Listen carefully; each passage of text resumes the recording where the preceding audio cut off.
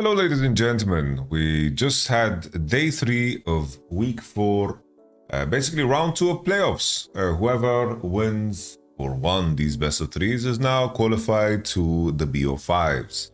There's going to be a final BO5 between, of course, G2 and BDS to determine who is going to be the final boss in the finals.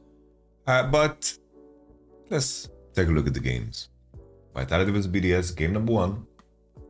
This was a very confusing draft from BDS because I think that they just completely lost the plot. So I understand why they open Azir, because usually here Orianna Azir trades is something that you should be looking for.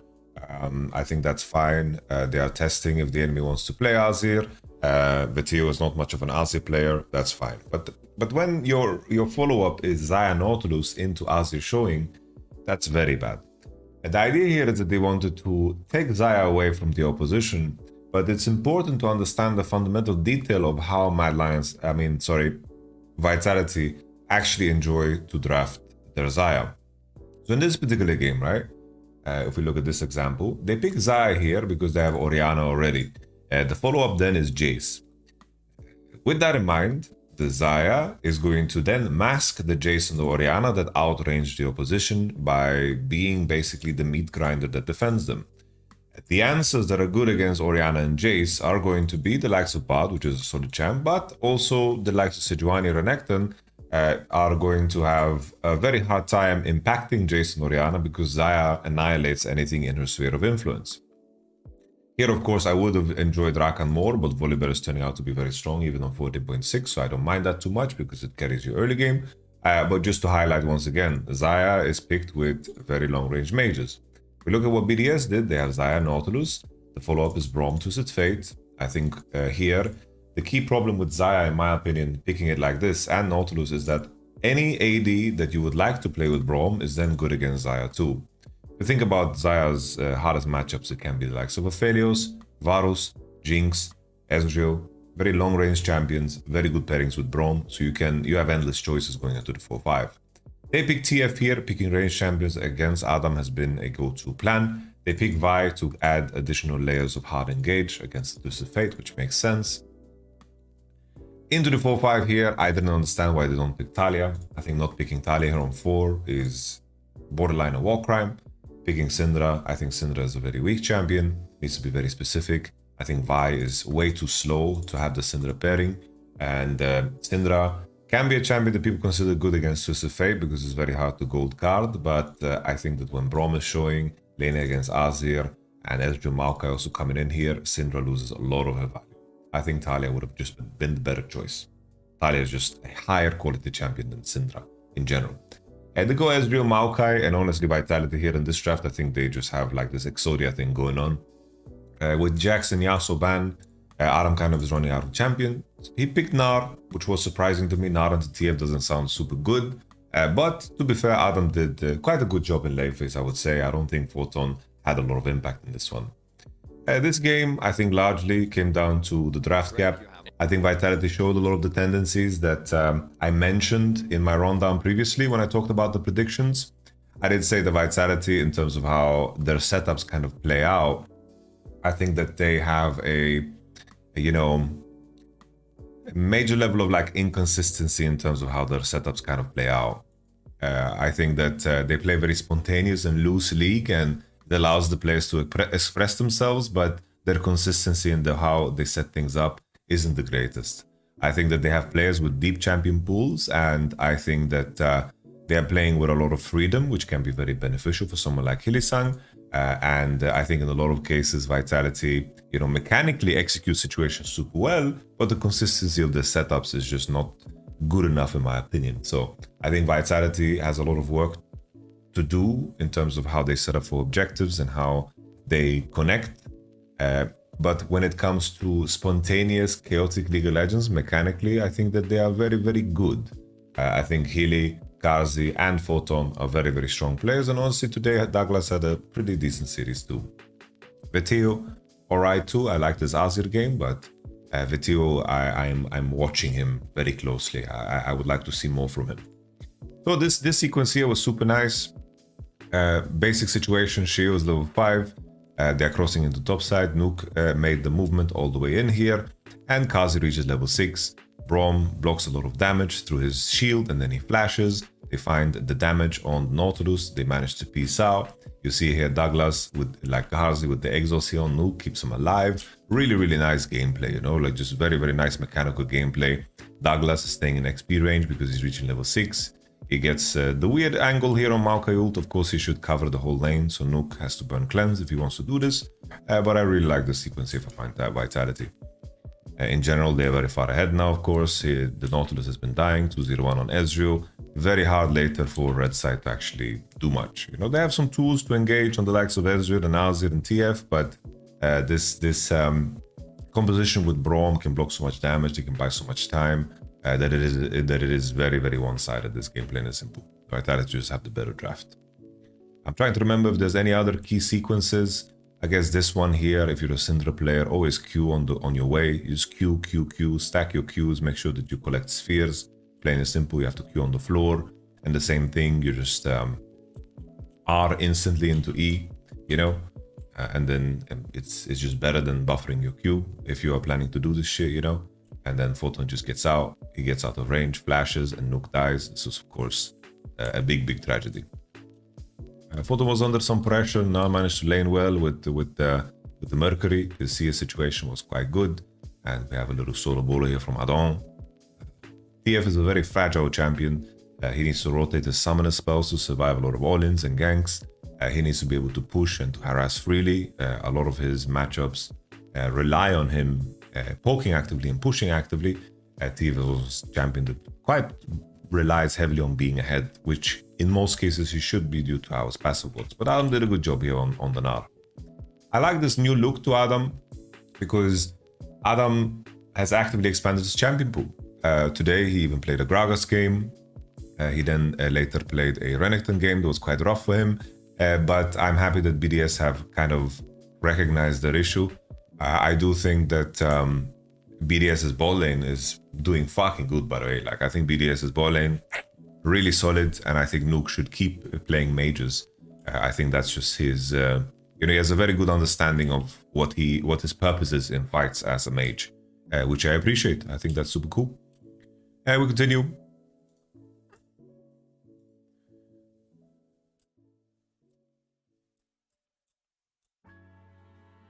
Here as an example, if you look at how everything is positioned, not pulling out the objective, trying to one-shot it, just giving an opportunity here to BDS where it's not necessary. Usually the standard thing is I understand Vitality want to just burst it and leave, and they don't think the enemy has time to contest, which of course was wrong. They need to pull out, control the dig bush, look to turn with their spells, and you know, fight from other angles, because here they got just collapsed on. No vision control here, and it was very easy for the enemy to execute. There was no turn planned with the TP, like where is Arts supposed to TP? Are they turning with spells? You know, very little thought. This is something Vitality definitely should actively work on. Even in this scenario, it kind of works out fine because Kazu just survives with 1 HP, but I still wanted to use this example to highlight something because positionally this looks very good for BDS. Ezreal manages to die in the end. I don't know what actually killed him. What killed him? What killed him? Is it just a Drake auto? It looks like maybe Vi red. Is it Vi red? Let me see. Vi punches. She does indeed have red. Alright, it's the red buff. Okay. This was unnecessary for Vitality, right? This is like a good point of reference for what I've been trying to explain about this. I think this is more of a point of reference for how big of a draft cap it is. Sure, item-wise, you know, I think it's rather even-ish, right? Half-half. You have no finished item on ice and so forth. It's just like, how do you really play Xayah in this composition? Everyone is so high range, and then when you finally hit, Braum comes to deny you in many different ways. Mechanically, Vitality is super talented. I just want to see them find more consistency in their setups. Let's take a look at game number 2. Game number 2, BDS are now on blue side. Vitality banned Orianna and now first pick Azir. Vitality then just slammed Jason Maokai, and this is a lot better as an answer into Azir than, of course, Xayah Nautilus. Here in this spot, I think that this is a solid rotation. They follow up with Rel and Zeri. Rel Prio, Maokai Prio does go up naturally when Azir is in the picture. Picking Rel is something that you can pair really easily with Azir, and also you can flex, of course, the support if the enemy allows you to pick something that it's good for. Here in this spot, the moment Zeri gets locked in, you have a lot of choices here on 3. Picking Kai'Sa signals right away that you need to find engage tools on your 4-5. Here, like this is a very nice progression in the draft, because Jace Maokai good into Azir. They follow up with picking Rel, which gives you engage tools into the likes of Maokai, and Rel jungles well against Maokai in my opinion. And then Zeri is just a flexible champion, just an AD. They pick Kai'Sa, and right away here when Kai'Sa is locked in, I think that Vitality, they ban Renekton, they ban Sejuani, which I think is quite poor. I think that here they need to recognize they need to remove, like basically the two best champions in my mind that BDS need to lock in here is Bard and Vi. You deny the Rakan, which is solid with Nautilus out, but I think that you really need to consider removing the Vi, removing the Bard, because the enemy team really needs to find ways to force on you. If you are playing Jace, Maokai, Kai'Sa, Rakan, the only real champions that can win against you, in my mind, are champions like the Vi, right? They go Vi Gragas once again. Vi Gragas is a solid combo, and Gragas is a very good lock-in. Good side to see from Adam that he's willing to lock it in. I think his gameplay was not super satisfactory, but the fact that he's willing to lock it in, Gragas is a very solid blind pick and also good into Jace, so it hits both important nails on the head, that's super important. They decide to slam Tristana. Here, maybe, there is room to explore. Aatrox out, which is the go-to. I don't think Nara is super exciting. Tristana can buffer against the Vi. Maybe there's a world where Jace should go mid here, and you have something else to pick into Gragas. It's hard for me to think of a champion that is super good here. Not so sure, honestly. I think it's fine. It's like the big one is Aatrox, of course, picking into Gragas. Yone is pretty useless, and after that, I think most top laners, maybe you could go like a Rek'Sai, right? You could go Rek'Sai. Rek'Sai could be a choice, but you're playing Rek'Sai against Azir Zeri. Like, why would you want to pick a tank into that specifically when you have Maokai Rakan showing? I think we don't need to get stuck on that, right? TF is already out, Rumble is already out. I think Tristana just fine into buy, right? Okay, let's take a look at the game. Let's take a look at the game. It was very back and forth for Adam. He did the kind of a weird item priority. I was happy to see Ice on a champion that can be more enabled. There was a flash gank here that was super good. Nuke felt quite safe. The trading was very nice here from Veteo. And then we have Maokai here on the gank. Azir felt comfortable because Tristana doesn't have CDs right now. And we had the flash over the wall on Nuke. Veteo's low HP, and Nuke with a double potion reacts slow on the flash and gets rooted. And they managed to find the first kill. Really big. Azir no flash. Base is very bad here. 9 CS base. It's just a dagger and a longsword. Veteo here, in my mind, I think he should go Cull, and I think Cull here is the go-to. Cull, longsword, available. I think it's just better, a little bit better, So I think that Vampiric is not necessary here. He's ahead of the curve and is doing super well. I think that Cull and Billbull and Blade, like Donut's Blade, is just enough for you to sustain. Here we have Photon doing crazy Photon things. Photon is competing with Caps for MVP of this split. Photon is doing miracle work, absolute miracle work for this team. Take a look at this sequence here from Photon. Absolutely delicious. Here, Shio. Not sure why he eased the minion, which is quite troll. Photon gets the combo in, flashes, clips the gate, and walks around. I thought Shio was going to look to trade, like just kill here because of the Q. Because he has Q and then gets passive, Triumph, walks out. Could be very close. And also if he misses the Q, then they just lose the game on the spot, right? So, scary business. But Photon, what a fucking machine. Then the continuation here, Healy comes into mid, the slow push of Veteo.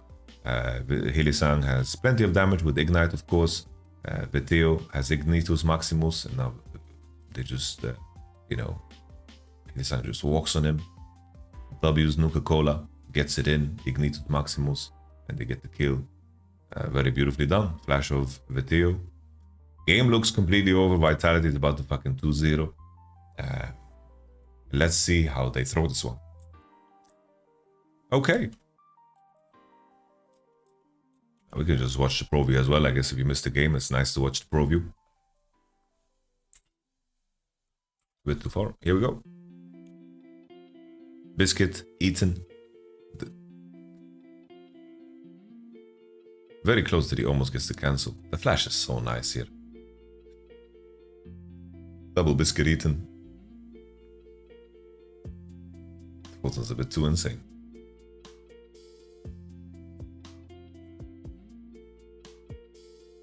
Here.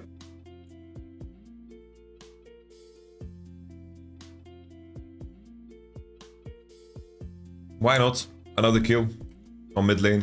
This is the most useless alter you've ever seen, right? 0-3 down. He has died to every fucking person that has looked at him. Just a snowball effect, of course, after the first death, burning flash and having such a shit base and Healy coming mid. It's just mistakes from before, plain and simple. Alright. Nuke gets outplayed completely. Luckily, BDS have enough power here to squeeze it very close to Photon, having flash up again. If we look at what can be done different, right? It's like Nuke is undermining him by going. I think that I'm not sure. Adam has E on cooldown, it looks like. I'm not so sure what's happening. When does Adam E? I'm trying to look what Adam E's. Well, why doesn't Adam E? They're playing as if he has flash, but they should know that he doesn't have flash because it's matched with Adam's flash. Like Adam just has E. I don't know why they don't E. It looks like Nuke is like queuing the R and he gets E at the same time. I think that Adam could have done better here, and the Nuke should have waited for the E to land, and they have a freebie here. It's fine either way, right? They just burn ult, but they can push and hit with 3 void grabs. Got a little plating. Okay. We fast forward, we continue. This is where I went to bathroom when it was live, so I'm looking at this real time. So Photon on top. You know, this match is not easy for Jace. I will clarify that. It's not an easy matchup. It's like Jace lacks sustain. Gragas with Q, of course. Moves you on the head, which is good stuff. With Qs, Comet, Scorch.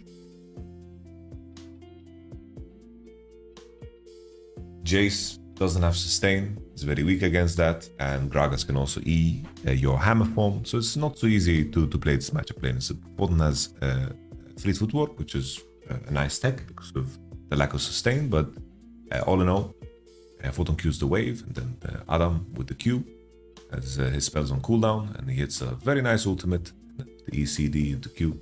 He just finds the lethal, plain and simple. Photon didn't have a chance to flash, and they managed to find the mid gank too. That's a little bit too late, but at least they trade 1 for 1. With all things considered, this was a shutdown here for Azir, so he recovers the game. You see that the gold lead became significantly smaller here. Before this, Tristana was immensely far ahead. If you just look at the gold, 1.4k ahead at 10 minutes, it's insane, record breaking. And that was a shutdown for 350. It's such a big deal. What info is Tristana playing with here? Rel is not showing on the bot wave. Veteo is just on the mid wave. You know, I think that not reacting to this, not Wing, not flashing, not doing anything, massive mistake here from Veteo that just threw away all of the hard work and the lead. He's just reacting to everything way too late.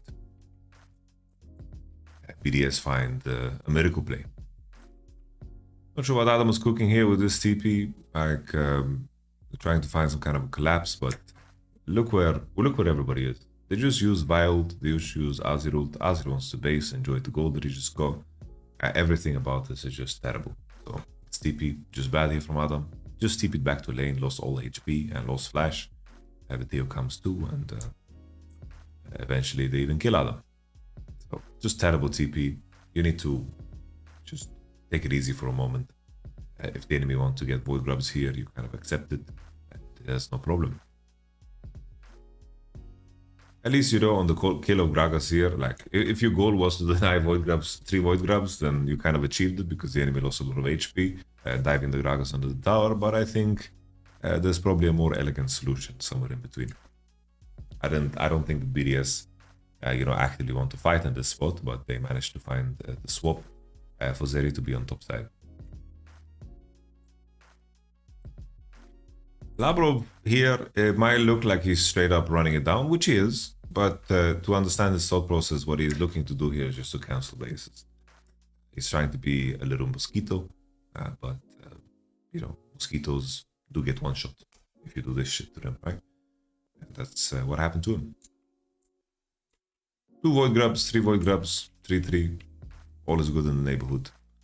600 gold advantage only for Tristan. After that early game for Alzir is a complete mess. Here, if you are in a Gragas in this position, it's like buying ability haste, getting mana, the Archangel Staff against Jace makes sense. But if you're in this position, don't finish Road of Ages, just commit all the way now to get Cosmic Drive. You can even go Lich Bane. Don't get Road of Ages so late in the game.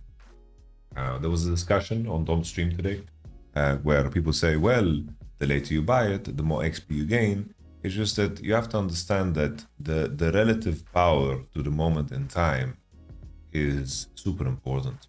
Road of Ages is also something that stacks in terms of stats, and being ahead one level at any point of the game, due to its relevancy to that point in the game, is super crucial. It's like getting from 13 to 14,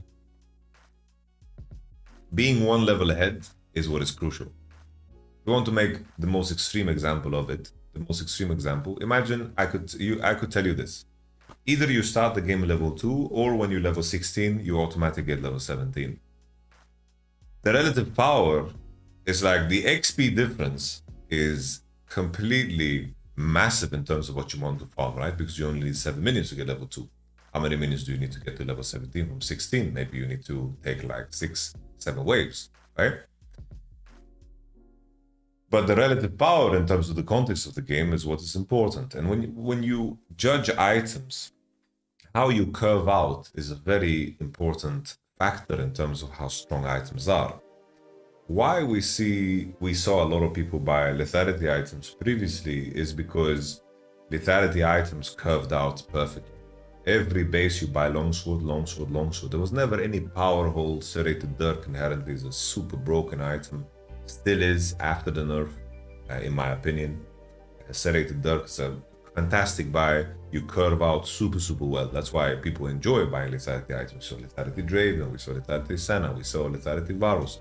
It's a every base you just buy longswords, you walk out with as much power as possible. Some other items like Death Cap is a very strong, OP completed item, but the path to Death Cap is quite wonky unless you have 1250 bases, right? So that's an important factor in terms of judging the strength of an item. And when the curving out of Road of Ages happens later, the stats also become less significant, right? So in the context of buying Road of Ages early, you know, HP is a very powerful stat early, tanking is a very powerful stat early. Later on, damage numbers, you know, explode because most champions that, you know, scale like AD kind of scales exponentially in a way, right? Because of how crit works and attack speed and how everything synergizes with each other, you know? It's like the jump of DPS from getting one item or getting a third item is quite significantly higher, right? But you get my point. Just go Cosmic Drive. That's what I'm trying to say. We continue. Somehow this game is kind of evenish, you know, evenish game. To get a little Drake action. Here, a little bit strange that they commit into going into Tribush. Not necessary here. I think what you want to do is just play on the wave. Here, Helisang sees Azir on the wave, so he feels safe. then Douglas begins to face check, but the issue here is Vetheo steps far back. If you have your, like, whoever is playing on the wave, like, all they need to do is wait. They need to play on the wave, let Vetheo push, and then they can contest this, but this is completely unnecessary too. They just need to control river. This just adds risk. So if Kaiser's on mid wave, I think this is good at all. I don't know if the thought process is, yo, we can contest bot really hard because we have Jay's TP, you know, soon, but Gragas TP is matched, so I don't know. This is just bad in my mind.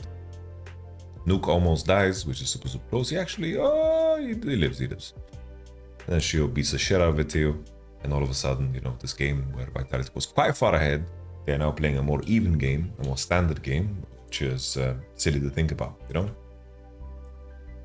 I think Vetheo is too easy to kill, I think, in terms of how he lanes mid. Too loose, too sloppy. I feel like the humanoid meme is something that you can apply to humanoid now, like Vetheo nowadays, you know? Very easy to kill. We saw it in the previous series too, where Vitality had to deal with the fact that he was just getting ganked mid on cooldown by Isma and getting value. Okay, we continue.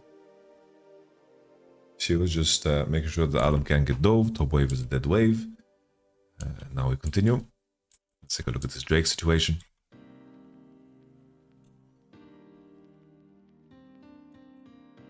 And the crucial thing here is just that Jace goes on the mid wave and he bases for mana immune, and here Jace opens through mid, but he opens through mid when the wave isn't there.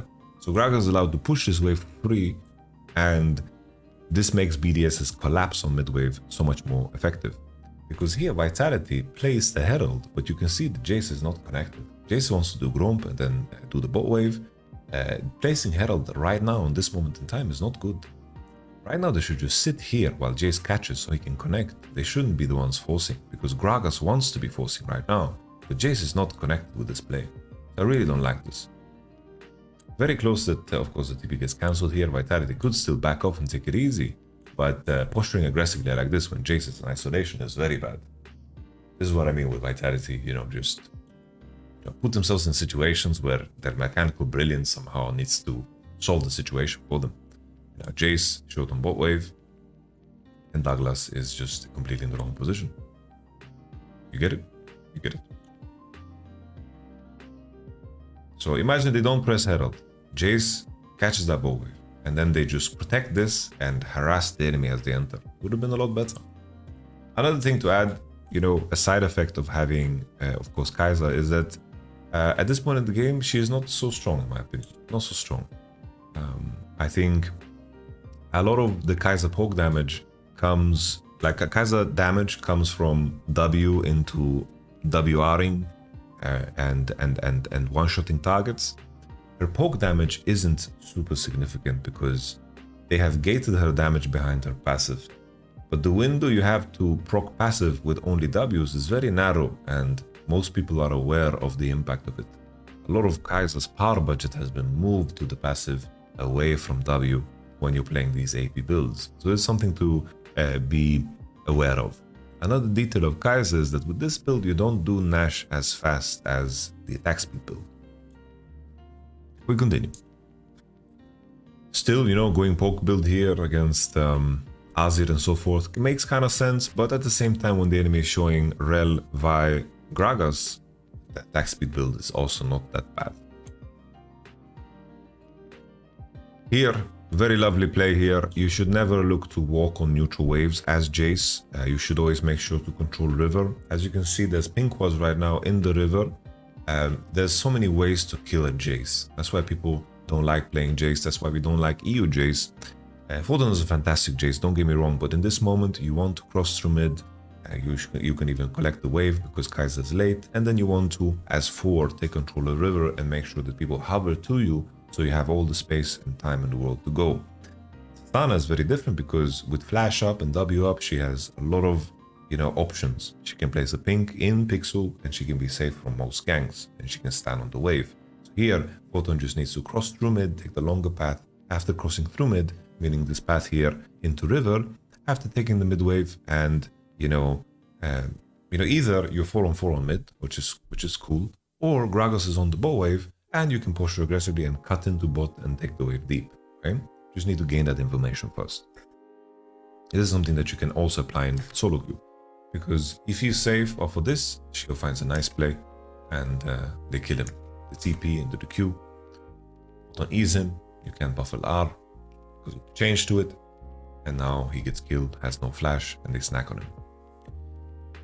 The thought process of Vitality here is that they just fucking rock and roll, go for Nash, but keep in mind this Kai'Sa does no damage to Nash. Very little. And additionally, you know, Battea doesn't have Essence Reaver yet, which is a massive DPS boost for Baron. They can't get it on time. They're trying to go for it. I think that Ice can play a lot more aggressively here with double sum. I don't think he can die. And then, you know, Labrov just needs to send it. Here it's kind of wild because Labrov gets it somehow. I don't really understand how. Let's look at this again. Let's just look at it with frame for frame. Frame for frame. How does Labrovador get it? Ice pops. I think he would have popped a lot earlier, Ice. And then he goes. Aftershock is procced. 223, 224, 6.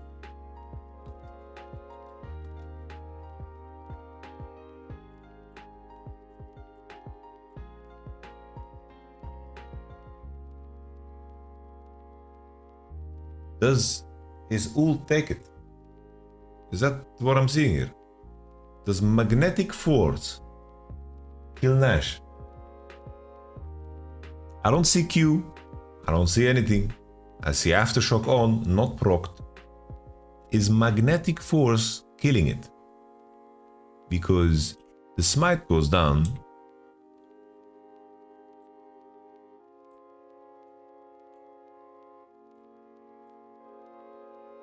Because this is a Maokai smite, right?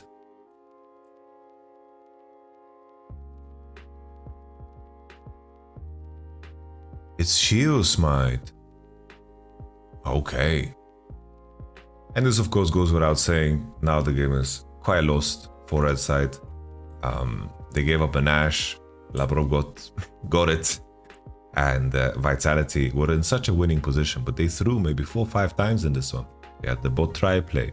We had of course the mid lane gang with Theo giving a big shutdown, Photon getting solo killed, and then the extension to then kill Jace, and then them trying to do Nash, not killing it on time and not getting the smite. Maybe if they get that smite, maybe you can try to get away and get that Nash. Maybe it would have been better. Probably, of course, would have been better, but still, you know. Vitality in terms of how they move, how they set up, very inconsistent, and they pay the price for it. And now, final game between Vitality and BDS. Let's take a look at it. Vitality now on blue side, they'll go for the first pick, Razir. So thank God they learned their lesson, no more fucking Xayah lock-in. Olaf, Orianna, Rel ban, Rumble, Twisted Fate, banning the range champions, and then Kalista. The difference here is BDS adaptation is that they opened Jace and they banned Twisted Fate instead and Kalista. So here in this moment, Azir, Zeri, Maokai, and then they go Xayah, Nautilus. I think here probably if you want to do this, I think you just do Xayah, Jace, no? If you want to go for that composition. But this is fine too, I don't have an issue with this. Let's continue. Zeri, Maokai, Xayah, Nautilus gets picked. Rakan gets locked in. Zeri Rakan, a very scaling lane, and I think that in the 1-2-3 Vitality is not that bad off, you know. Here once again, surprised that Talia doesn't come through, but Hui kind of fits the same criteria. You kind of just want to pick a mage, long range mage against Azir and Xayah, and then all is cool.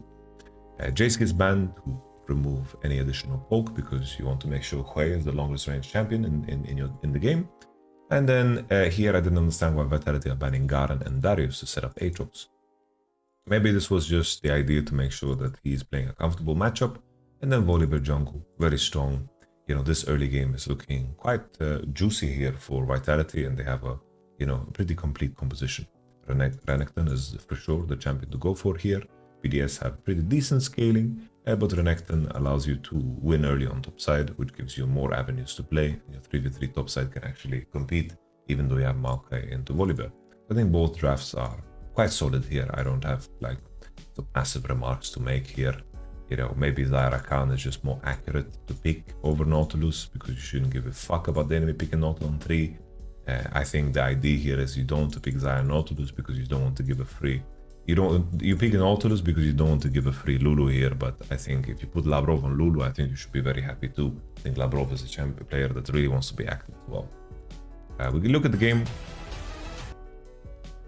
Photon was doing a fantastic job in the Aatrox versus Renekton matchup. He was having really good conditions, was trading super well, good bases, very impressive by Photon in my opinion. I think Renekton in every matchup I've seen, especially in the LPL, Renekton has been dominating those games. I think that it's not an easy matchup for Aatrox to play, but Photon makes it look easy.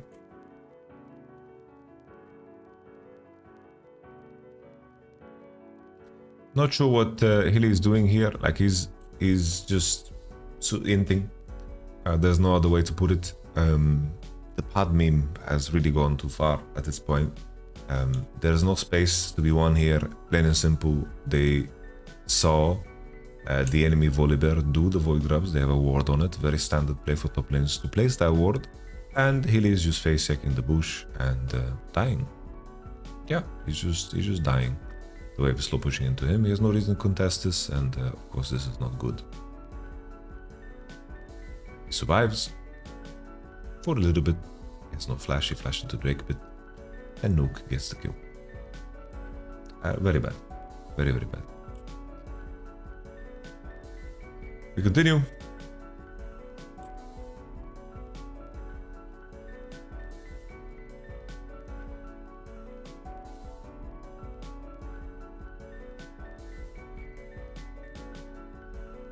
And a big reason why people like Hui into Azir and most answers into Azir are champions that can survive the shuffle. Surviving the shuffle. We saw Gragas in the past, we saw Echo in the past. You know, most Azir answers like LB or Corki, these are all champions with dashes or ways to disrupt Azir's shuffle, right? The shuffle covers such big distances, and without information around mid, you can get ganked from every angle, right? Hui can react with EQ, and he should be able to do it here. Not sure why he instead burns flash. If I can EQs after the fact, I think that he should be able to react to this and cancel. And we continue. Here Photon kites Adam back, and Douglas turns on him. Adam could not be having this fight, of course, because in this particular position here, Volibear has the priority. So, from both sides here, Volibear and Aatrox want to connect with their Azir that's in isolation, and Hui and Maokai want to connect with the Renekton that's in isolation, but Renekton needs to play a lot more patiently.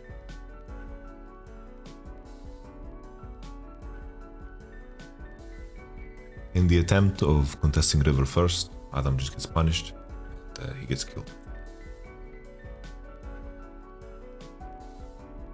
Here is, Hui is literally a Philios AP carry. He has very absurd scenarios possible with him when he AoEs people, because his passive has a individual cooldown on each target. Okay? Look at the amount of damage he does here, just the passive popping on everybody. Poo poo poo poo. Ilisang dying. This is a nuke without ult. Alright, 1-for-1. Adam died on top. The top wave, Adam TPs on it, and Photon needs to base and TP as well. Why on earth is Volibear doing this? Volibear just stands here, and he just gets just a dry fucking WE QW to death. Just Dom put it so funny. He said, how can you not expect Viteo to just call him a name in this moment? This was it's crazy. How can you die like that? Like, how can you be basing right in the middle of the lane? It's crazy. He gets Azir into staff completion. Azir bases has to TP back. It's just funny, isn't it? Here, notice that Douglas managed to get 9 against 7. He's taken a lot of void grabs, got a kill on top. He's in very good condition. Managed to seal the deal. I think the crucial detail here from before is just Labrov is just straight up ending here. Like Labrov is not getting any space here. Labrov is just running it down. The reason is just Zeri is on bot wave, Hwei is on mid wave, and Labrov is playing like he has 15 people behind him, but the enemy team has full information on you. So you just lose all HP before the Drake, and of course crucial because his team is doing the Drake. She was just getting griefed here, and they lose the Drake for no reason, and BDS feel the need to repair it. This is not that great of a fight. Renekton's level 10, doesn't have flash. Labrov is so fucking low HP. Even then, like Shio tries to, steal it, so he loses position. And then Labrov is low HP in the first place. The Marco is just tragic. Nuke also just ults air here. Like, pay attention to his ult. Just really bad form here from BDS. It seems like the most common mistake I see from BDS is either they draft like garbage, or if something disrupts them in their setup, they are so married to their initial idea that they throw a lot of advantages away like this. It's like if they called to contest this Drake 2 minutes ago, there's no information that's going to like change them from want to do that. And Vitality is on the board in a big way. Top lane matchup is completely blown up. Aatrox is super fucking fed. The wave was bad for Renekton.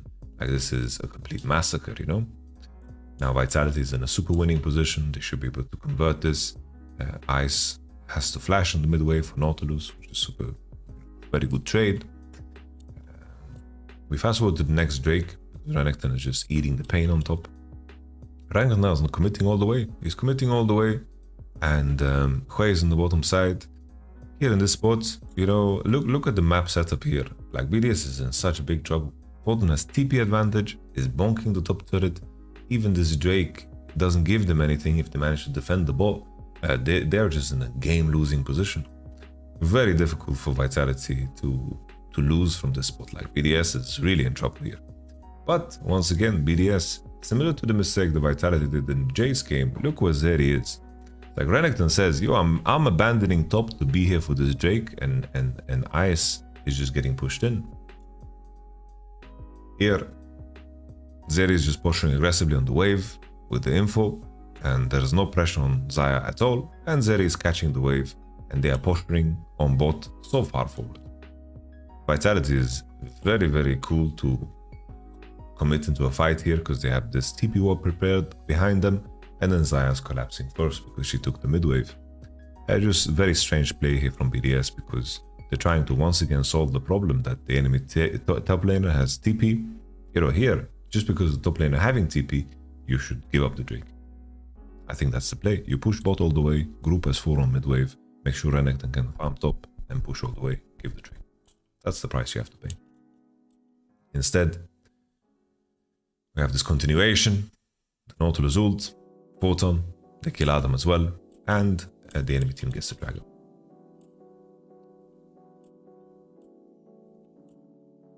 Xayah now on 2 core, Petio buying Zhonya. I think it's not necessary this game. I don't like the Zhonya in this game. I think it's really whatever. I think you are very strong as Azir. I don't think the enemy can have contact with you. I don't think it's necessary. Adam is completely useless this game, plain and simple. What the Vitality just need to do here is, contest the same space. Because look, Kazi is now walking on the mid wave. And when the enemy has tier 2 alive, this is the space you can't contest. You can only go like this. You see my mouse? You can only go like this. I will make a little League caviar video on what space you should contest and which space is mandatory and which space is very bad to contest. I'll make a video on that. Honestly, I'll make a video on that. Yeah, I'm gonna start a series called League Caviar. I'm gonna give you guys the most top of the line tips on how to play the game. Yeah. we'll be doing that. We continue.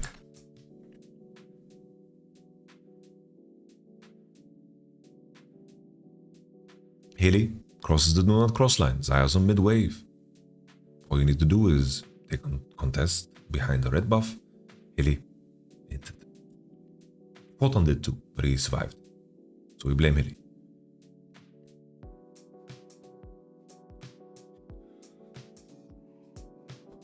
I appreciate that BDS are trying to leverage the fact that Haley died and they're breaking the mid turret. I think it's solid. Not too shabby. Now on the collapse, as Nautilus walks out on the wave, they are looking to find more. TP going, and here comes Aatrox. They're collapsing, they are running. Shio is in trouble. The W. This is not a phase rush. But at this point, the play is over. The play is over. You tried. That's fine. We don't need to continue. You are funneling yourself through a choke point, which makes the situation very dangerous. They saw Zeri on mid-wave and they feel confident that they can win this. Maybe with better summoner usage. Maybe with something, just better summoner usage. Maybe there's something to be done. But once again, they're putting themselves in this position where Hui is just faker. Look at Hui. Once again, look at the passive popping. Look at the ult popping. It's like everyone just low-key got headshot. And then Karzi gets his fucking Aatrox with ult on, flashes on his head, and he gets one shot. Like the damage done from Hui here is just insanity. Insanity. This isn't the most egregious thing Vitality looked for, right? Because they are playing over the fact that Zeri's bot. They're thinking to themselves, yo, any fight is a winning fight, we should just fucking rock and roll and go. But this is just a dream scenario. That's why I say Hui is very similar to what Aphelios used to be. This is like, imagine you have blue gun, that crit, that one-shot everyone. This is what it looks like, the situation, right? The passives are proccing, and then everybody's fucking dying here. Beteo is in stopwatch. Try to burn all of the tools, but it's on the wrong targets, of course. They try to kill Adam, but he's a Renekton, and Shio is a Maokai, Even though this was game losing, I don't think this was like the most egregious thing the Vitality did today in terms of how hard they threw. We continue. Yeah, the setup is a bit strange. I think that not buffing this mid-wave and just sacking this mid-wave is kind of goofy. I think that Ice should be hitting here and he should be contesting here. If the enemy tries to commit on you, you just E over the wall, and I think that Shio and Labrov should stay close. Nuke, not sure what he did top here. Like, Nuke is wasting so much time here. He's the one with TP. Leaving the neutral wave top is just better. He should cross into mid already. As you can see, Nuclear Int here is just walking top, and then he changes his mind, he gets spotted on a ward. And this gives Vitality the confidence to walk aggressively on this mid wave. And then Nuclear Int back into mid. And, they need to just be in position as 4 here in this area, Renekton pushing, slow pushing out. And then with the wards, they know if Renekton keep pushing. And then they decide like that, Instead, we have this BDS going 4-man bot, ignoring mid wave. And Vitality just raced them, even without Nash. I think that Nuke, should just accept that this turret is gone. He has no flash, gets killed. Very bad, of course. If you have Nash when you're trading turrets and giving kill. Not acceptable. We continue. Once again, I thought that this Vitality engage makes sense. It makes sense. There are people on mid-wave. They're trying to find the engage on the Zeri who has no flash, right? From an idea standpoint, it's not terrible. It's just that sometimes freaky things happen, and it seems like Hui is the master of freakiness. Zeri no flash dies. It looks like this fight is a game winner, right? A game winner. But Hui TP is also in top of everyone, and I'm just thinking, what the fuck is Hui doing? Hui just decides to fucking one-shot everyone again. Look at that, man. Let's look at this frame for frame. Let's look at this frame for frame. TP starts now, they kill fucking Ice, he has no flash, they destroy him. Very good play, looks fucking good, looks winning. Hui is TPing like this, I was reacting, what the fuck, he's inting? But Look at this Hui damage here, man. Look at what Nuke does to them. This is a Hui without ult, by the way. Keep in mind how he ulted. So now we have the CC and the Rakan knockup on Kazi. Kazi could have played this better for sure. He's just fucking full melee mode. Then look at the combo here. Oh, look at all that red. Crimson. Crimson. And that's nuclear int on the Penta. Penta killed mid lane. Fantastic.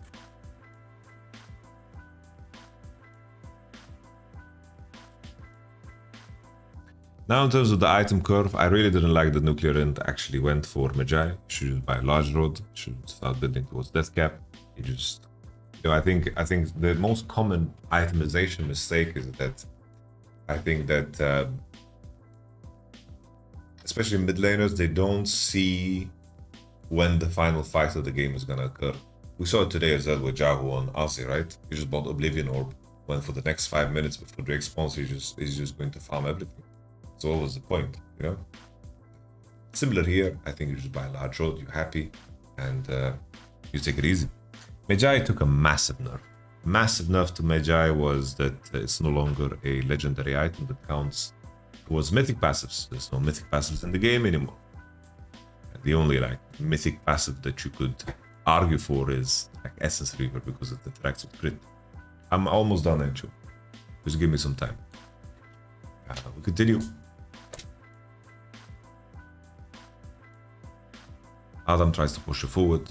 The Dio keeps a wall down.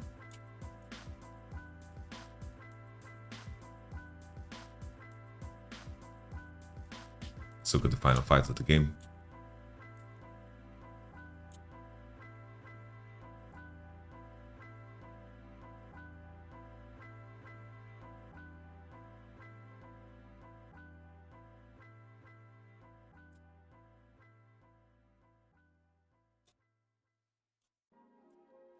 Here it is. Not sure Vitality, you know, Renekton is basing. I'm not sure what triggers them to just want to hit Nash. Maybe it's just a simple idea of we do Nash fast, we have Xayah burst, let the enemy come into us and let's see what happens. Which is, once again, it's a fine decision, I think. It's a fine decision. Maokai Ult flies, but Shio gets a smite. The Q flash on 1205. The fact that Vitality don't have the capacity to combo here is a very, very bad thing, right? Additionally, when they see Nuke's position, they should push her towards bottom side. I think that someone should play in this space a little bit better, you know, a little bit more. But they're all funneling themselves to one spot because they want to hide from the Maokai ult. That allows nuclear int here to do a lot of damage. Illisang misses the Q. Photon tries to find the angle. I think also Douglas here that he can just fucking peace out after he doesn't get the smite. I don't know how he's fucking rage queuing Shio. But I guess he is just trying to, you know, make sure his team doesn't get fucking ulted by Hui. But at any point in time, you can flash out, R out, do something. Instead he just gets CC chained here into one shot. It does a lot of fucking damage here. Illisang dies too. And by extension, all Vitality dies. And Vitality just loses their games in the most weird way possible. They have winning positions in all three here, and BDS really need to clean up their drafting and also their early game lane phase, because what Nuclear Int went through today to give that advantage, not okay. The inconsistency of Adam in terms of his conditions, the Renekton game, the Gragas game, these are very, very telling signs in terms of how the series between G2 and BDS is going to go. Alright, speaking of G2, let's take a look at their games. Here we go. Fnatic vs G2 game number 1. Draven, Kalista, Nautilus. They're just removing explosive ADCs. Fair play. I like this setup here. Rumble first pick, followed by Lucian Volibear. They know Lucian Nami is coming. Volibear, solid lock-in. The answers into Volibear are kind of wonky, you know. It's like Ivan, Jax, fucking Volibear is just such a strong champion in the early skirmishes, and I think that Volibear is the perfect champion for G2. Because their early game is so inconsistent and they lose games off of early games only. So just pick the strongest early game jungle and transition yourself to the point where you're better than everyone. Perfect. Pick Volibear. Pick fucking Volibear. G2 banned Rek'Sai, which is interesting. Maybe they have info on Oscarino playing it. I think he played the one game, you know, they banned Rek'Sai on red. And they banned Vi and Rel. You know, Vi, Rel, go-to jungles for fucking the most common jungles for Razork, and the Volibear lock in here is very, very clever. Ashe, Orianna, already signaling Rumble Ashe, very likely to go bot. Rumble Orianna is not a combo that you want to have in your solo lanes, not so good. Rumble Ashe, Ashe gets locked in, you are pretty much signaling already, you're going Rumble Ashe bot. Jax, K'Sante get banned from G2, they're just banning Oscarinians go-to blind pick champions, which is also very clever. And then Nico Twisted Fate to set up the Orianna to become stronger. Aurelion Sol was a crazy lock-in my opinion. It is something that Caps was famous for in the past, the previous Aurelion Sol, but I think Aurelion Sol into Orianna is very hard. You have some options level 1, 2, 3, but after that, Orianna just out-trades you, out-sustains you, and she can ult you for free almost always, because your range is rather poor, and you get punished for trying to farm dust on the wave, right? Xin Zhao gets locked in. I am not a big fan of Xin Zhao in the Volibear, but there's very few things that I'm a big fan of when it comes to playing against Volibear. It's just not super easy. I think that looking to play Ivan here could make sense. I think Ivan Orianna is a solid combo. Playing Ivan here could be nice. I think that you don't ruin the damage mix, in my opinion, when you are playing Ivan. But maybe the fear is that you have Ashe, like your AD output is not going to be too good, but Aatrox buys lethality, so it's fine. They pick Aatrox here as well. I think Renekton sign is good into Aatrox, honestly, in my opinion. I think Renekton, like there's a difference between Renekton and Renekton. Like we've seen, for example, Bwipo Renekton, and then we see Fudge Renekton. We see 369 Renekton, and then we see Adam Renekton. You know, there's a very big difference between Renekton and Renekton. Aatrox here gets locked in, Renekton gets picked on 5. I think that Fnatic have a very strong 2v2 bot lane, but Xin Zhao is weaker than Volibear. So let's take a look at how this played out. The first significant thing that happened in the game is just, you know, the early game where Xin Zhao gets pushed out on bottom side. We have one solo bolo from Mr. Humanoid. You know, the way Caps play the lane is just basically like aggressively push it forward, go Q, W level 2, just fucking trade super hard with your Q because it's a very OP spell. But over time, like Orianna after level 5 just chunks the shit out of you, beats the shit out of you. It's not super comfortable. Humanoid gets cancelled on the recall here. Caps already TV'd back. Here we see the moment where Volibear already had a basin and he's walking on the bot wave. Very unique pathing here from Yike where he did Raptor, Blue, Gromp. And I don't know if it's specific tech against Ashe, because Ashe can volley, like E through the lane and like 3 through the jungle, and you don't really know what he's doing, because if we look at the E that was placed while he was doing Gromp, this shit here, Yike, when he hugs the wall here, he doesn't get spotted by Ashe E. See now as Noah sends it down, he doesn't spot it, which is interesting, which is very interesting. I wonder, with this in mind, it hides what Volibear is doing actively in the game, and maybe has it impacted how the homies played their lane phases. Broken played with the cheat base on top. G2 fighting back, bot lane. Now Volibear is walking bot without taking a crab, while Xin Zhao is taking a crab, and Volibear walks bot with a ruby crystal and long sword. Here, Razork is looking to find some kind of gank. I don't know if the information of them seeing that blue is taken makes them assume that, you know, even at this time, 4 minutes, like even if Volibear passed into top side, he would base and fucking go bot at this point in time. So I don't really understand what they're looking for this.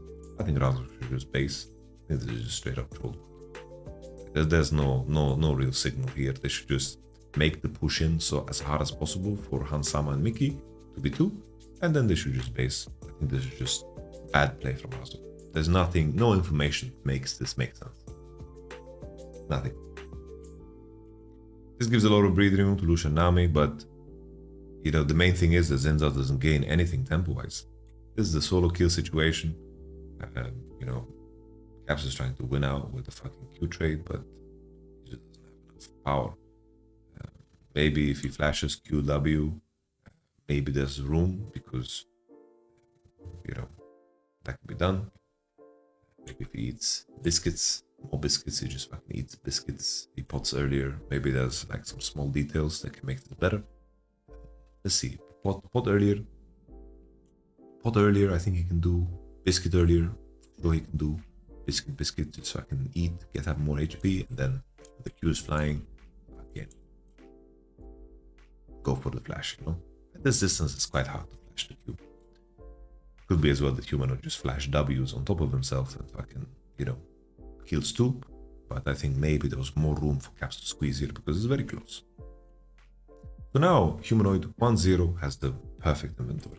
CDR shoes, tier, refillable, rock and roll. Key thing though is Humanoid has vision topside here, and with the Volibear now crossing, he is just throwing his lead completely here. The wave is slow pushing into him. Humanoid is trading aggressively because this Aurelion Soul just fucking use spell from the wave. But this Volibear just finds a very good gank timer. Imagine here Humanoid after the ult kites back, but he's feeling like he can get more here. He wants to burn Aurelion Soul's flash, and he wants to look for kill by flashing into melee. But at this particular moment, he flashes over it, and he doesn't play on the information that he has available because he has that ward on top side, right? Now instead of Humanoid having an advantage, Aurelion Soul gets a kill. Humanoid has no flash now, no nothing, and it's very rough for the game. Yag starts punching the Drake. Not sure how this is the bot lane situation.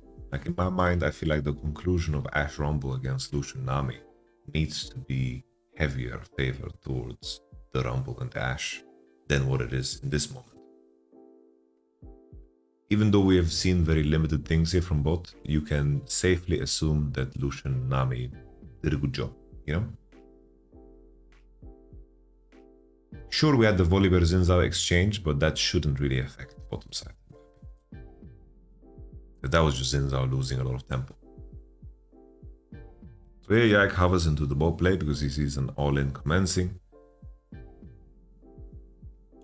Here, I think that Noah as well can start fighting earlier. Like he has two sums here. I think that he should just keep fighting. I don't know why he's so afraid. I think that he should just keep fighting here, you know? Keep fighting here, hit Nami, hit Nami, hit Nami, you know? Hit fucking Nami here, just fucking hit Nami, kite downwards, fight with June, you know? And like, just keep fighting. Like, he has flash and cleanse, and Volibear has no flash because he flashed from mid. So, I think Noah can just do more. He's burst with Greaves, he's quite strong, you know? He's quite strong. I don't know why he ends up in this position, you know? You can just keep, he can play this a lot harder. Halo Blade is coming off cooldown. I think they can do so much more. Like, they can even kill Yike here, you know? You can just start autoing him, you know? Just rock and roll, you know? There's nothing to be scared of here. Might feel awkward because you're here behind enemy lines, but here you can game, you know, activate some ruler power here, you know, you can just do more. I think Yai can just straight up die, you know, just start attacking him. Yeah, Razor is coming, no flash on this guy, you know, could have been a lot better. Because Mickey also doesn't have spells, you know, doesn't have spells. We continue. Aurelion Soul just sacks the neutral wave and goes straight into bottom side. Kind of insane how Caps finds a way to play the game always. It's like Fnatic wants to contest the 3v3 through bottom side, but Caps just sacks the neutral wave. So if Caps is not showing on the wave, the best thing to do for Fnatic is to actually play through mid. But they keep finding themselves in these fights. Volibear is level 6 after the previous engagement, and Fnatic just kind of lose the game. When you're playing Ashe Rumble, and this is what happens to you, enemy Aurelion Soul is this condition against Orianna, all lane is this condition, you just look at the item gap, right? It's just that Fnatic have no realistic way of fighting back. Truly, it is game over in many aspects. Mandate versus no item Rumble, static shift versus no item Ashe, and Aurelion Sol being ahead and having so many kills, you know. All of it is just so juicy. Humanoid just basing after catching this wave. Not sure why he's basing, but I don't think that he can change anything about what Aurelion Sol is doing. He's just catching a wave and Humanoid is just poking him. I guess Humanoid lost HP because he took a third shot here. He just bases for HP and mana, I guess. Nothing for him to do. He has no vision, and Rumble is basing too, so he can't do anything. Not really Humanoid's fault. Aurelion Sol is just pushing one wave and going top. Pushing. Caps just runs the region. Plain and simple. Aurelion Sol's W is a hell of a spell, and I'm happy to see more Aurelion Sol in competitive because I do think this champion is very strong. Very surprised to see it locked in against Orianna though. We continue. There's a bit of a blunder here from G2. Aurelion just sees the top wave is an even wave. Wants to make this proactive play on BB's side. He sees Ashe and Rumble bot, and he has Lucian Nami mid. It's just here, Caps just playing with the idea of Fog of War. Because here, blue side is assuming Aurelion Sol is top side, they're doing Herald. Let's do something bot to progress the game, because we saw Lucian Nami and Volibear is hitting Herald. But the extension is here, Caps tries to break the play of the enemy by going to the bottom side. BB has no ult here. He probably here, BB, I wonder if he could just E into Q, E into auto, and auto W, and then he would have enough rage to empower. Maybe there's a way for him to push him more aggressively. I'm not so sure. They try to find the DBS here, but the ult and the stun here from Ashe gives a big shutdown. Blade gets ulted, and Broken Blade gets away. But during all of this play here, the Herald was used on mid, so at least they get 2 turrets, but Oscarinin pushes top all the way, and they get the bot turret too. So Fnatic can be fairly happy with this trade. They got the big shutdown, and of course they got a bunch of tier 1s. Still, the situation isn't super comfortable. I thought here in this moment Oscarinin gets W'd here by a Broken Blade. I thought Caps was going to W on him. But here, if Caps W's on him, runs him down, I think Ryla is probably enough to push him out. But I can understand why you don't go, because you lose position then, and if Oscarinin just ults out and he kites away, maybe, you know, Oscarinin can just read it and kite it to bottom side, away from where Aurelion Sol is Wing. So I understand why Caps doesn't go for it. And let's continue. Here, Ashe Arrow, you know, send it, full send, you know, just find the combo. You need to break the enemy position. Ashe Arrow is the thing that is going to break it. Just send the Ashe Arrow, find the target, rumble ult, push it forward. Especially when Aurelion Sol uses E like this, you know? You need to fucking go. I don't like that Rumble is the one that has to initiate this. I think Razok should just fucking E on this Volibear. Like, why is G2 allowed to fucking poke like this, you know? I think here Fnatic are just too fucking scared for no reason. Just fucking send it. Razok, fight the Volibear, ult, make the fight fucking happen, you know? You are here, you've arrived, you decided you want to contest this, then fucking press your abilities, you know? Fucking go. It just takes them so much time. I think Razok also needs to instantly ult. Good Nami ult here.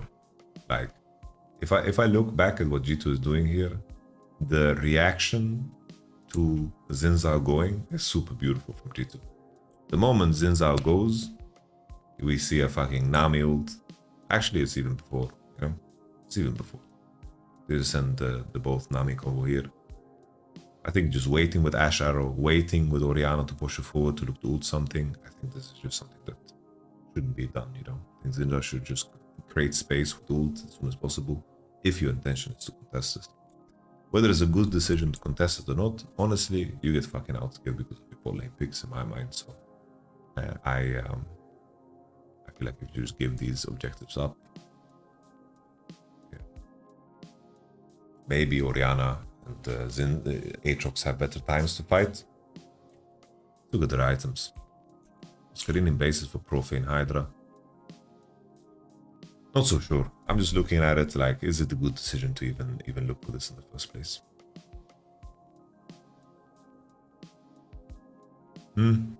Yeah, maybe Orianna and Aatrox can carry deeper into the game. Maybe it's just a shit fight to take. I can see that. I can see that, yeah. We continue. So, at least they got the Drake, right? Fnatic, super far behind, but let's see what they can cook up. Mickey flashes over the wall. Hansama doesn't have cleanse, gets arrowed. Very dangerous. Good Dave wavy here by Mickey.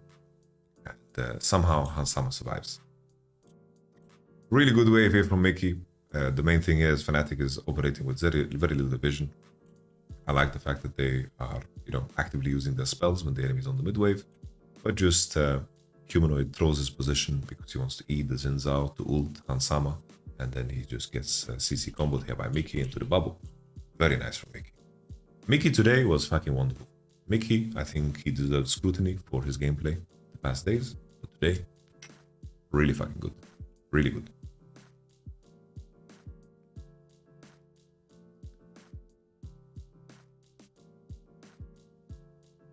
Okay, Broken Blade was a beautiful flash. Oscarinin gets out with low HP, and then Aatrox was doing Aatrox things here as G2 just want to follow here. Oscarinin gets the CC on caps, plays in vision, and then look at this Q3. This is about to win the fire here. But Broken Blade flashes it, doesn't give Oscarinin the heal, and then Broken Blade finishes the job. Very nice.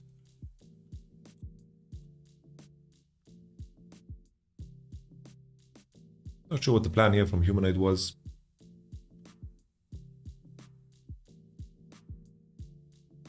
Which is in the fight, I guess. And the game is over. Alright. Take a look at game number 2. Game number 2, Fnatic versus G2.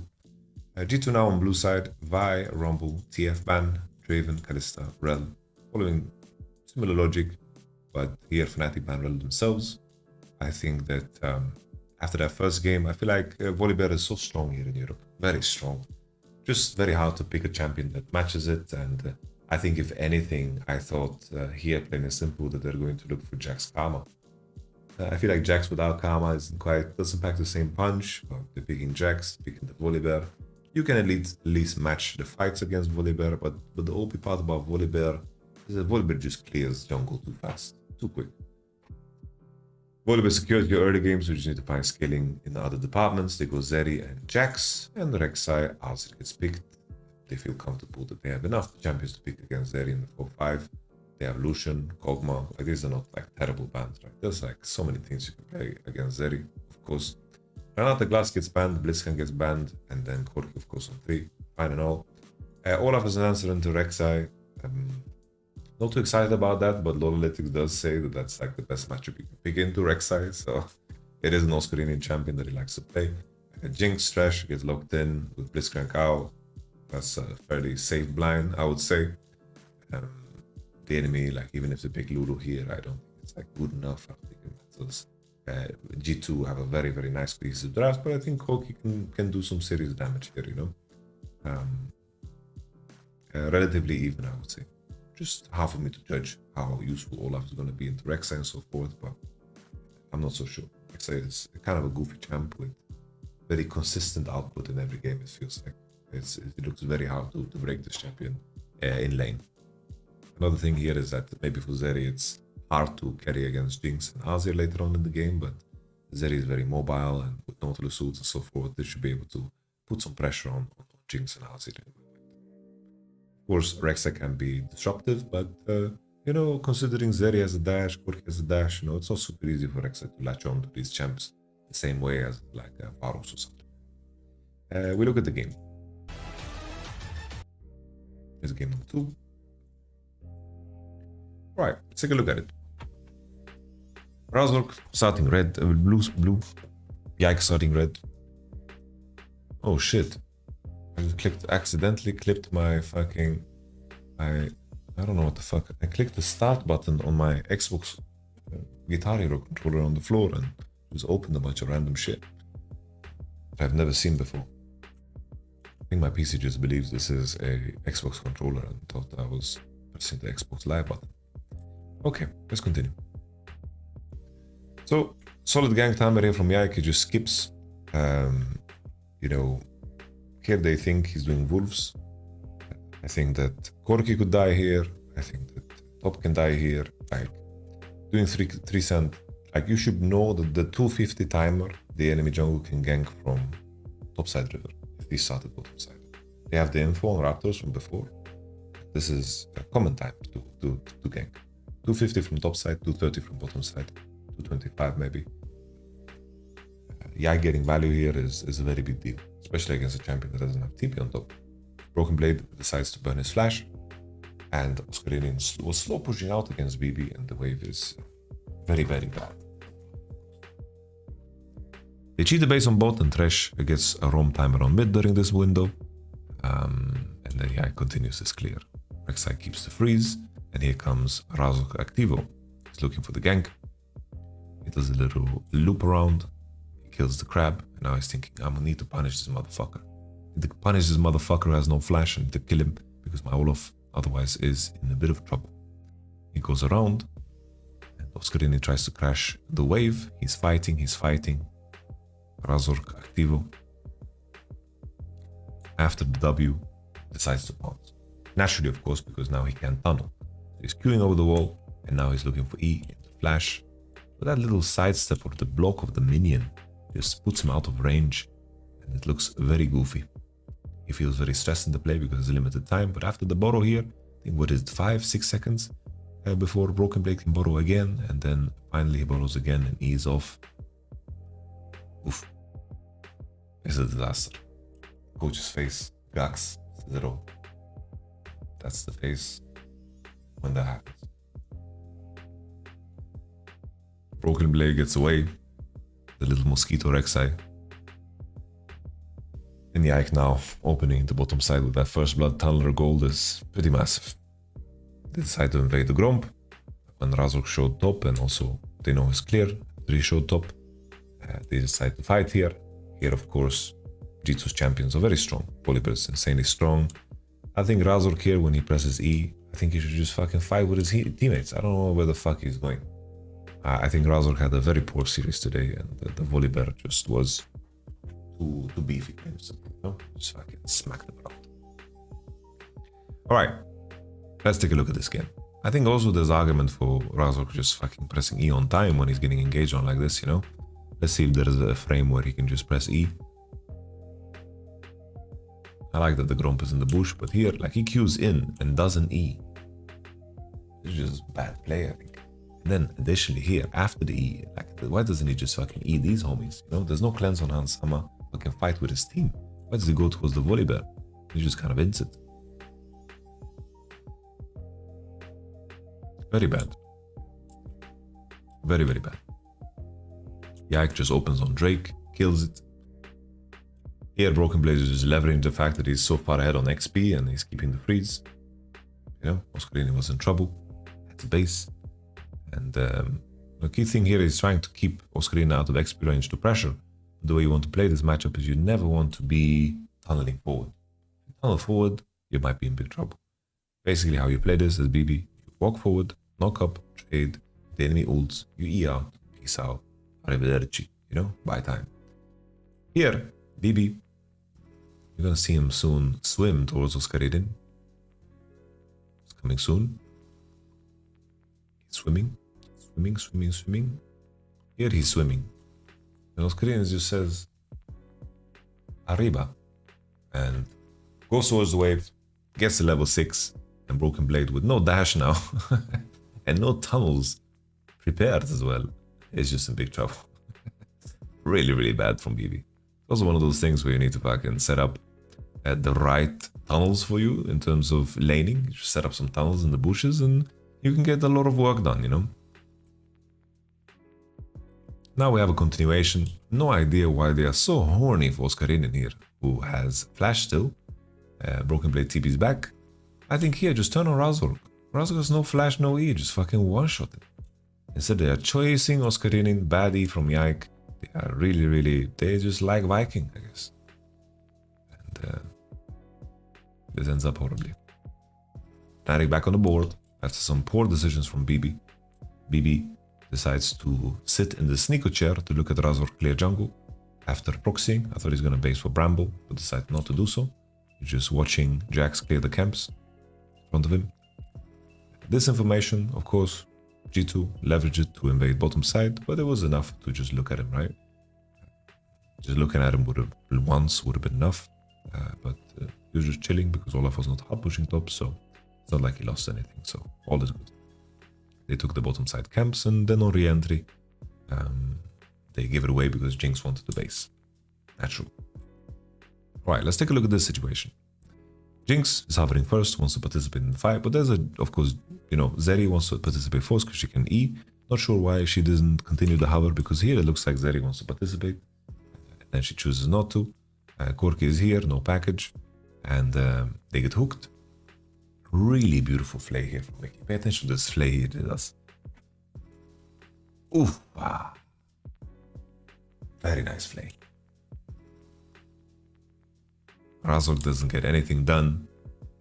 The CC chain is not there. June misses the Q, and Zeri is not hovering. Zeri has priority, but she's not hovering. The fight is extended. Caps is bouncing. Caps with the beautiful flash 2, beautiful play. G2 showing extremely beautiful mechanical prowess here. Noah comes in, but Jinx is already first. Like, Zeri could have been first if she was a lot more decisive and hovered to the play that Fnatic wanted to do. But instead, Noah just fucking sends it. The biggest criticism I have always was Noah, that he plays like a fucking KDA player, is always scared. And here it looks like he just tries to prove a point. I don't know if there was like a Fnatic player that flamed him between the games. You're such a fucking KDA player. No, I'm not. You just eat in and fucking suicided. And after these 4 kills, it's once again a very hard game. Like, look at the conditions of Jinx, conditions of this Nashor's Tutti Frutti. Like, I mean, Azir, like, everything is just tough. Yeah, this one is weird. They decide to dive the Olaf. Like, Olaf is already done. You shouldn't waste your resources. You should just stay in fog. I don't think it's necessary to push the Suskarin now. June reads the play. At this point, yeah, just fucking send it. Ult my man and just fucking trade 1 for 1 and let your Rek'Sai escape. All is good in the hood, but instead he runs towards BB and, they give away the shutdown, and then BB stays. I don't know why BB is doing this. And BB could be out many times, but instead he's fucking trapping Humanoid for no fucking reason. Like, what's your mission here? You have so much gold, BB didn't base for forever. You remember when he proxied earlier? He had the same fucking items. It's just straight up trolling. The top side of G2 just making this game harder than it should be. I have to say, I think Hansama, I think that in terms of Mickey and Yike, I think Hansama is the one that got griefed the most on both sides, and I think that Hansama still has been pretty fucking solid in the split. I think that I have underrated Hansama in terms of his individual performance. Not underrated in terms of what he can be and the potential and how good he is in the region. More like underrated his overall performance. Because the moment Yike and Mickey is there, he's delivering and he's playing well. Hansama seems to be in good form. We continue. So here we have this moment where, of course, Corki is standing on the bot wave and basing in a bad spot. I think Corki needed to piece the fuck out. I don't know why he based in such a terrible spot. Just fucking walk. They spotted him. Jinx rocket cancelled him. Now he's, getting killed. But Humanoid has package too, because he didn't use it once, and he prepared for this Drake. And also Corki, after those kills on top side, is giga fed. Trying to see a spot. Like, look right now, you see his items, right? After the bot wave, he can base for Sorcerer Shoes and package. He's a demon.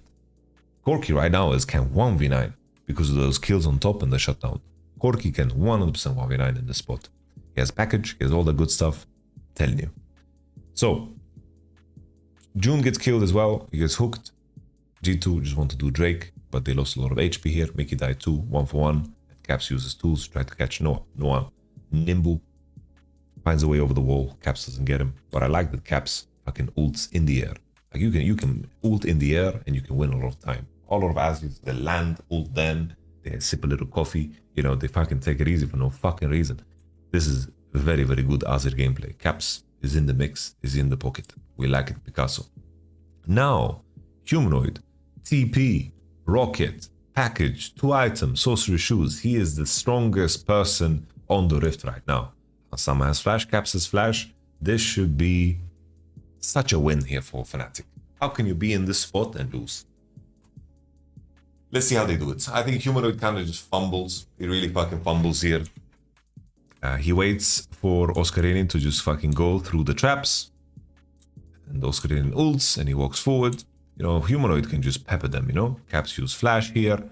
He can also play range here on Hansama. Not sure why he goes melee. You know, you can just play range, you know, Q, W, hit, and just play with your move speed as well, and your package. And then you can murder them here. You can win the game here. But Humanoid doesn't get the job done, doesn't get the kills that I think he should be getting. And Caps finds the beautiful snipe here. And shutdown for Razork, but Zeri dies on the back end there to BB. And G2 find an ace after, in my opinion, they should have been in trouble there. Azir base for full death cap before, and now for the crescendo. The crescendo. 20 minutes into the game, they use the Herald to break the mid turret. Use a little Herald. Jumping into, of course, they should just jump into this thing. Good shit. They continue to push. They saw Corki on top. Let's fucking punish this guy. Has no TP. Let's fuck them up. They get the knock, and now they're hitting Inhib. Very important here. Jinx gets excited. Killing Inhib, killing turrets. Be careful of the Jinx that gets excited.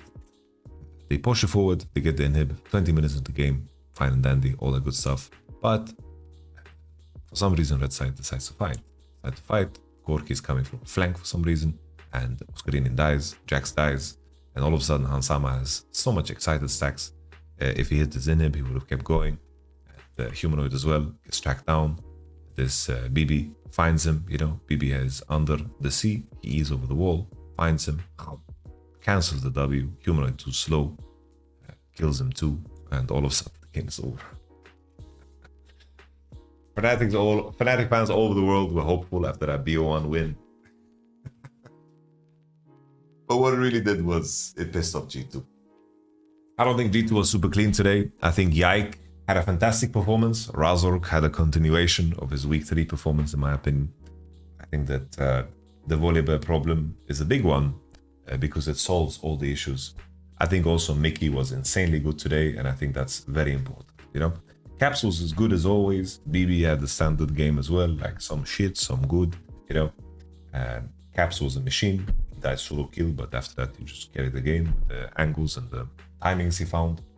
But Mickey and Yike performing really good is a very good sign for G2 fans. G2 is going to win the split once again. Let's take a look at some of these predictions here for the next series, because we have some gaming tomorrow too. SK versus Team Heretics. Honestly, very hard to call. I think both of these teams are flawed, but I think that SK makes so many mistakes that are punishable by a team that is fairly consistent. I don't think Team Heretics is necessarily like great or good, but they are consistent and they know how to win games. And SK fumble way too many times for me to have any faith in them, even though that sometimes they have high quality early games, some high quality moves. There's just too much bleeding in between. I think Team Heretics will capitalize on that and win. MDK versus GX, I think GX is just fairly uninteresting. I think that GX need to find ways to make sure that their bottom side can contest. I think GX do a good job when Peach and Ignar and of course Jackie's was on the same screen. Jackie's against Friskawi, like if there's an angle in, maybe GX can do some 3v3 action around mid, put Jackie's in good positions, and maybe through that they can have like a good enough teamfight composition that makes it streamlined for them to play. Odoamne will not get his Rumble. Let's see if Odoamne can play Rex side. That could be nice. He had a nice Jace game. You know, I think there is room for GX to have like some kind of an identity where they have a way to play the early game, which is 3v3 mid, and then they have just big AoE ultimates that they work around objectives. You know, I think they like to play Varus, Kalista, maybe some Draven angles. But I do think MDK is just a better team because I think they are much sharper early game. MDK has a habit of throwing in the mid to late game, and that's something that MDK has struggled with the entire year so far. But MDK, I think that they are better enough individually to take it home. But I wouldn't underestimate GX here. I think GX are a good Dragon team. They play simple, inefficient, but simple. My main question here, the main disparity why I believe Mad is going to win is just that I think Peach is a terrible player. I think Peach is just a terrible player. He gives up way too much. And I think that Peach is going to have so many isolated deaths in this game. He's going to die in his own jungle, die in his own jungle, die in his enemy jungle. He just seems way too lost. I said this on stream the other day. I have no clue how Juhan is playing in Academy for GX. And I still think they should sub him in. Because there's just no way it's worse than Peach. And that's all. Thank you so much for watching. I'll catch you guys tomorrow. Well, today, currently, for NIP versus